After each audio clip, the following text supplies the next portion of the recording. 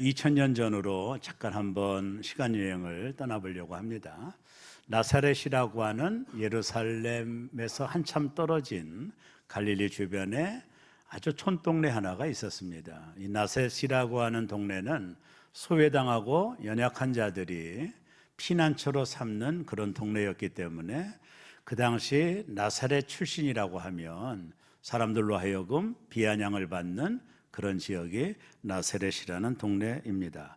이 동네에 한 어른 둘이 살았는데 그 어른들이 만나면 서로에게 이렇게 말합니다. 여보게, 당신 딸을 우리 아들에게 주게. 그러면 그 딸 가진 사람은 그러지 뭐, 당신 아들에게 뭐 시집 보내지. 이렇게 서로 친한 관계로 대화를 하게 됩니다. 그리고 나서 이 둘이 부모들이 자식들을 정혼을 맺게 해요. 결혼 전에 결혼 앞으로 하겠다라는 정혼식, 유대교의 그 정한 법이죠. 정혼식을 통해서 이 아이들이 성장하면 우리가 정한 서로 이야기한 대로 나중에 결혼시킨다라고 하는 그런 예식을 하게 되는데 이 둘이 그런 정혼식을 하게 됩니다. 어느덧 이 아이들이 컸습니다. 한 사람의 이름은 요셉이고 또 한 사람의 이름은 마리아라고 하는 여자입니다. 이들이 살던 마을처럼 이들에게도 시골뜨기에 불과한 그냥 소시민과 시골 처녀 총각에 불과했고요. 요셉은 목수일로 돈벌이를 했고 마리아는 어머니 곁에서 가정생활을 했겠죠. 근데 이들의 나이가 16살 정도 되었을 때 이제 혼인 전령기에 다가왔을 때 어느 날 마리아에게 엄청난 일이 벌어집니다. 마리아가 환상 중에 천사를 만납니다. 가브리엘 천사가 환상 중에 마리아 16살 된 처녀 마리아에게 찾아와서 뭐라고 말했느냐 하면 네가 임신할 거라는 거예요. 마리아가 너무 놀랐습니다. 내가 남자를 알지 못하는데 어떻게 임신합니까? 하나님의 능력은 불가능한 일이 없다. 네가 성령으로 하나님의 아들을 잉태할 거다라고 하는 소식을 전해줍니다. 마리아가 겪을 고민과 갈등을 이해할 수 있어요. 정혼한 사이에서 정혼한 대상이 아닌 다른 남자의 아이를 임신하면 유대법에 의하면 공회에다가 다 소문을 내고 돌을 들어서 그 여자를, 불결한 여자를 돌로 치는 것이 유대법이었습니다. 마리아가 이 모든 걸 몰랐을까요? 그럼에도 불구하고 주의 계집종이오니 하나님의 말씀대로 될지다라고 받아들입니다. 그래서 마리아가 임신을 하게 돼요. 요셉이 걱정됐습니다. 자신의 앞으로 남편 될 요셉은 이 상황을 어떻게 받아들일까? 요셉이 걱정되어서 마리아가 요셉을 만났습니다. 요셉님, 실은 내가 여차여차해서 지금 아이를 임신했습니다. 여러분, 요셉이 얼마나 큰 충격을 받았을까요? 엄청난 충격을 받았을 겁니다. 그때 주의 천사가 요셉에게 나타나서 마리아가 임신한 것에 대한 자초지경을 일러줍니다. 너의 아내 될 마리아는 성령으로 아이를 임신했다. 그래도 요셉은 큰 데미지를 입은 거죠. 그래서 요셉은 이 모든 것을 끊고자 했어요. 쉽게 말하면 정혼을 파혼하고 마리아를 위험에서 보살펴 주려고 했습니다. 그리고 나서 그 모든 과정을 통과하고 난 이후에 예수님께서 마리아의 몸에서 탄생을 하셨습니다. 오늘 그것이 성탄입니다.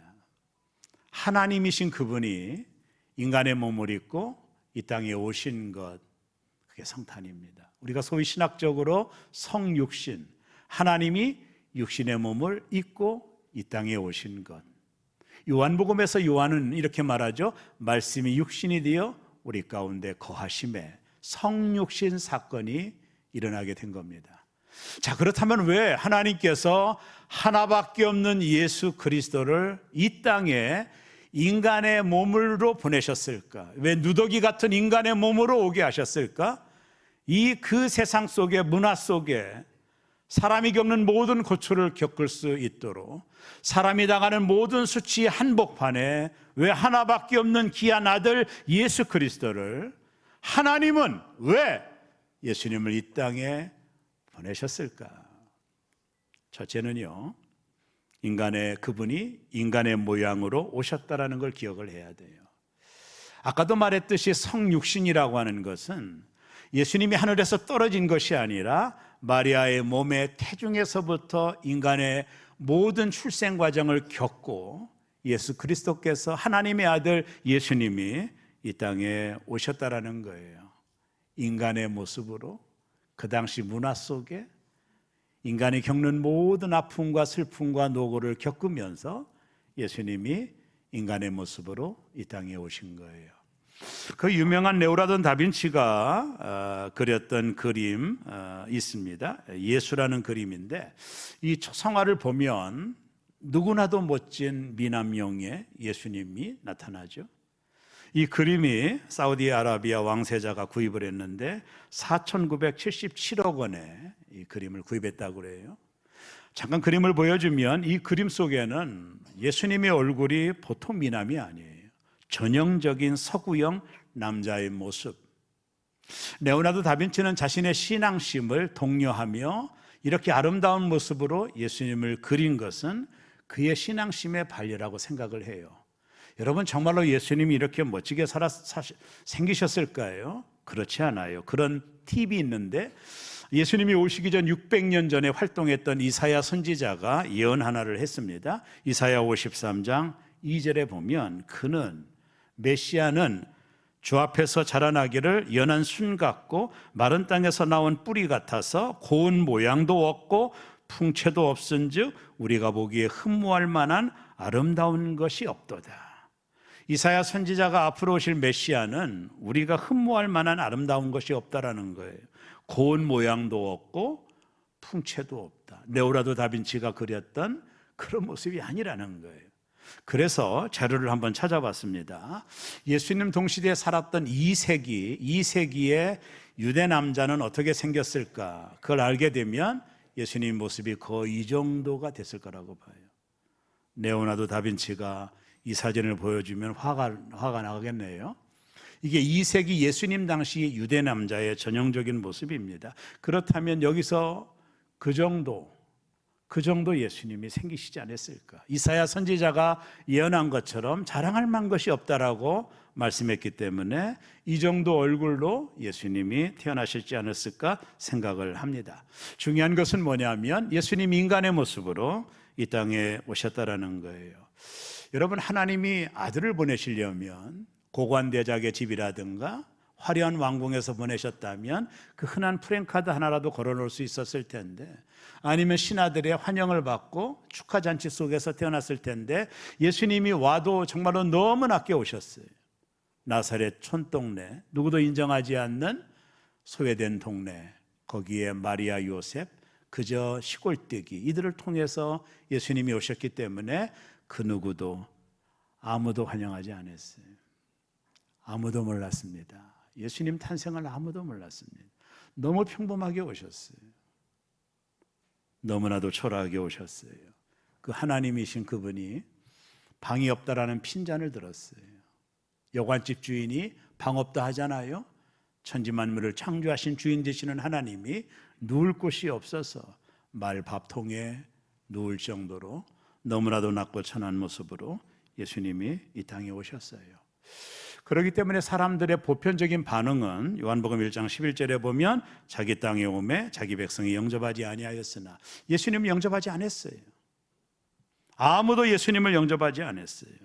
당신이 만든 이 땅에 오셨는데, 당신이 창조한 이 땅에 오셨는데, 창조를 받은 피조물들이 예수 그리스도를 아무도 영접하지 않았어요. 영접하지 않을 뿐만 아니라 그 예수님을 십자가에 달려 죽여버리고 말았어요. 하나님의 아들을 십자가에 죽여버렸어요. 왜요?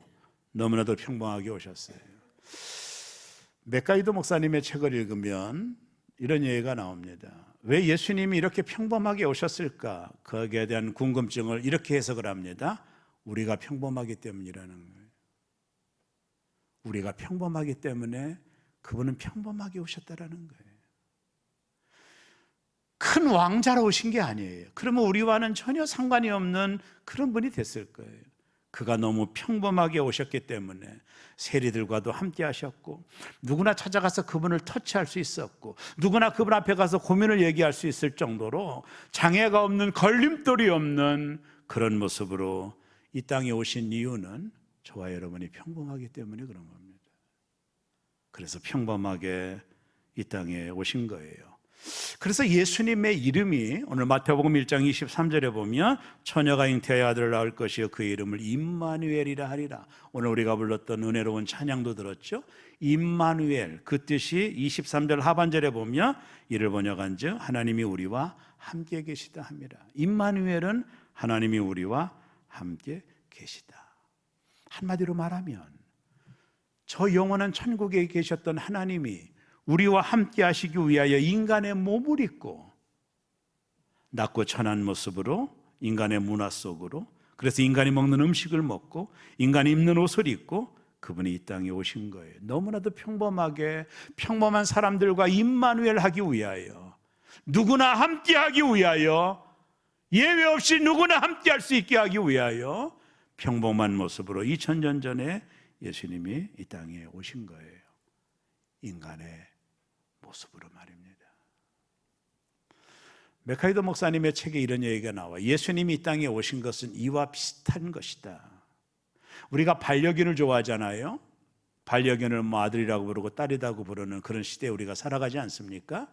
근데 반려견을 아무리 좋아해도 내가 반려견이 된다라고 하는 것은 다른 문제죠. 그건 불가능한 얘기입니다.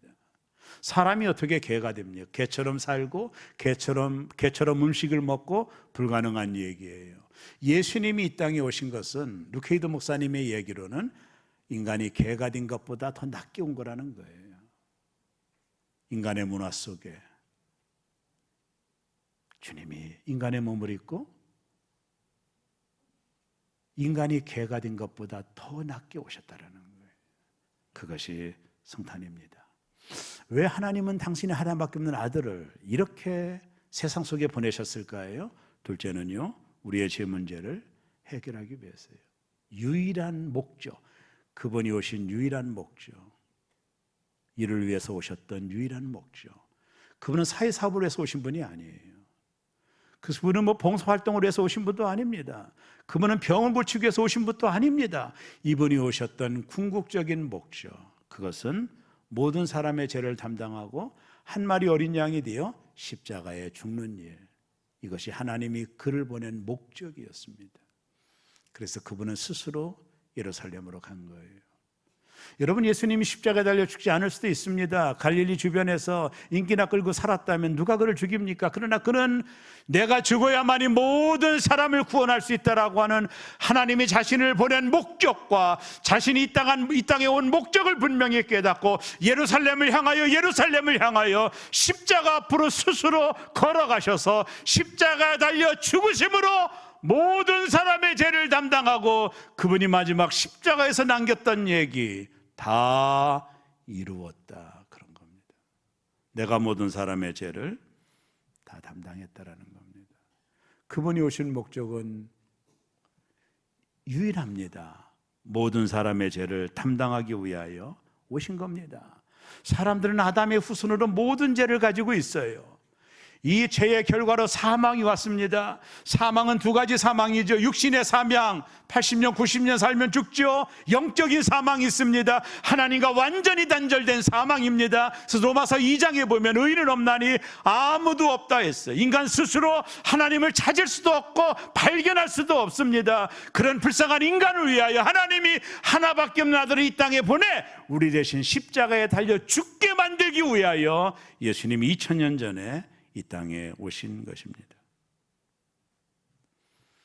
이분이 의인으로 오시기에 동정녀 탄생을 하신 거예요.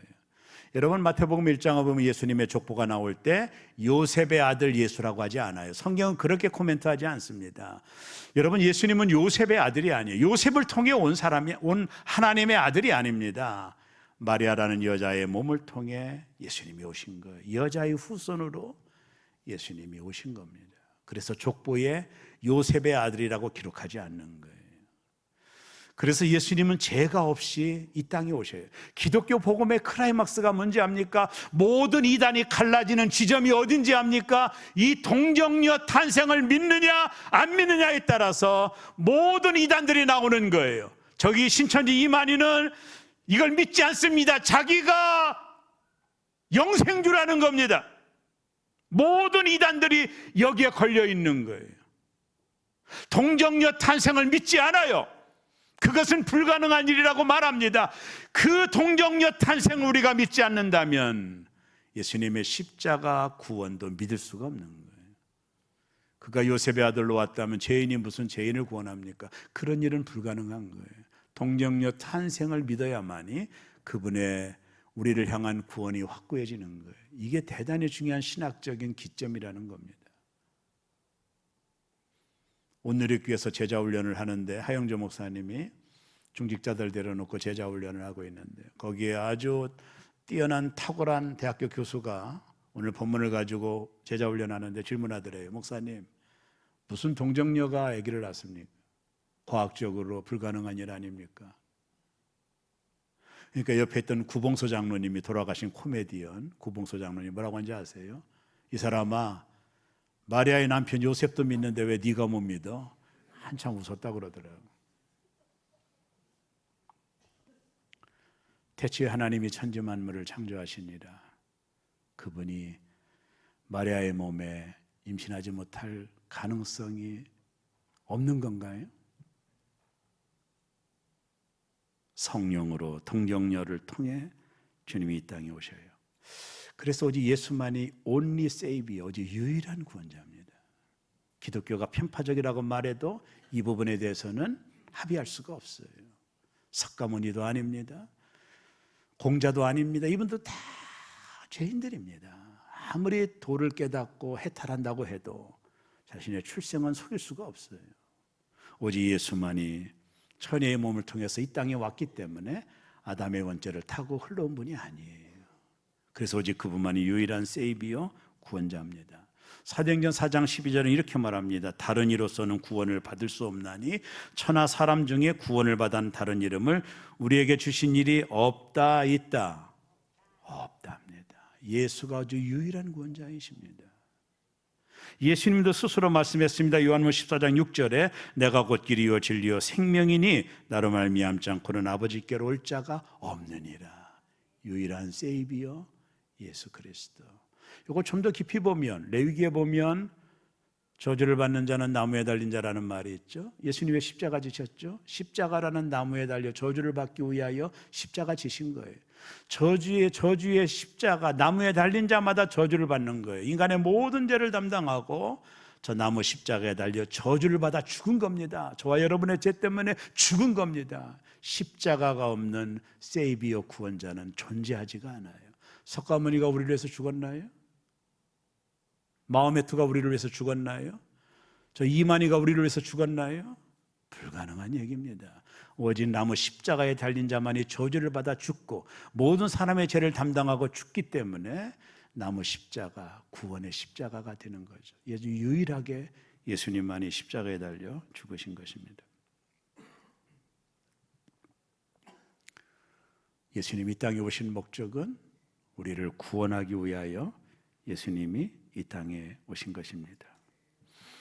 장경철 교수님이 쓴 책 축복을 유통하는 삶, 이분이 유통이라는 말을 많이 하는 분인데 축복을 유통하는 삶에 이런 내용이 있어요. 한번 들어보세요. 당신이 세상을 떠나는 하늘나라 현관에서 신문을 받을 때가 있을 것이다. 그때 천사장이 물을 것이다. 당신은 죄인입니까? 아니면 의인입니까? 그때 죄인인 것 같다라고 대답하지 마세요. 그러면 천사장은 지체 없이 당신을 지옥으로 가시오. 죄인이 가는 곳은 지옥입니다라고 말할 겁니다. 만일 당신이 나는 의인입니다라고 말한다면 천사장은 이렇게 물어볼 겁니다. 그렇습니까? 그렇다면 그 증거를 대주십시오. 그때 당신은 어리석게도 당신의 일기장을 뒤척이면서 제가 예전에 이런 착한 일을 한 적이 있습니다라고 말하지 마세요. 당신보다 기억력이 탁월한 천사장은 당신이 잊어버린 추한 사실들을 하나씩 끄집어낼 것이며 당신은 그 앞에 부끄러움을 당할 것입니다. 아마 당신이 했다고 주장하는 선행 뒤에 있는 추한 동기를 끄집어낼 겁니다. 그때 당신은 당신의 행위가 아니라 골고다의 십자가를 가리켜야 됩니다. 그리고 이렇게 말해야 됩니다. 저는 죄를 많이 지었습니다. 그러나 나의 주님께서 골고다에서 십자가에 달리셔서 내 죄를 대속해 주셨습니다. 주님이 흘린 피로 인하여 저는 의인이 되었습니다. 그 놀라운 은혜로 인하여 하나님을 찬양합니다. 이렇게 고백할 때 천사장은 당신을 영접하면서 영원한 나라로 인도할 것입니다. 우리가 천국에 들어가는 유일한 이유, 그분이 나를 위하여 십자가에 달려 죽으신 것을 믿는 자입니다. 우리의 선행도 윤리도 도덕도 아닙니다.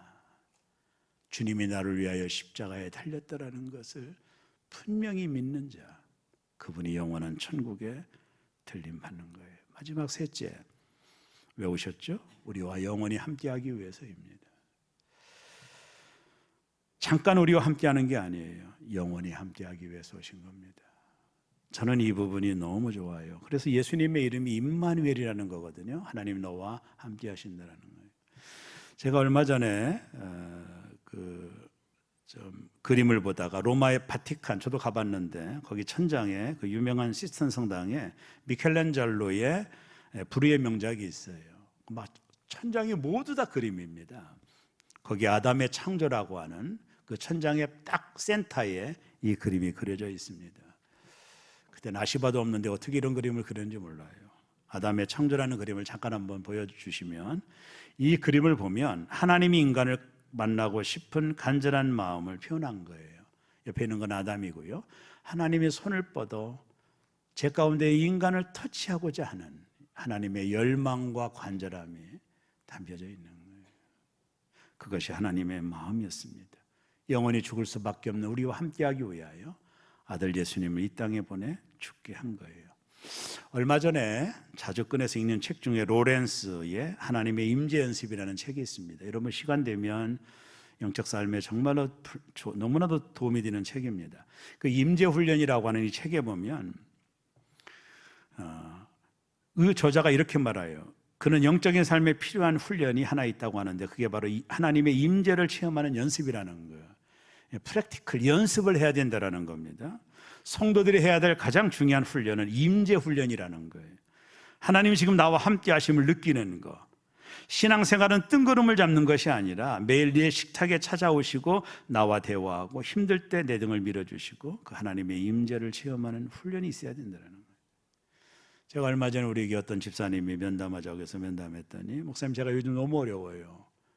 남편 문제, 자녀들 문제, 경제적인 문제 다 공감하고 나라도 어려울 거다는 생각을 했습니다.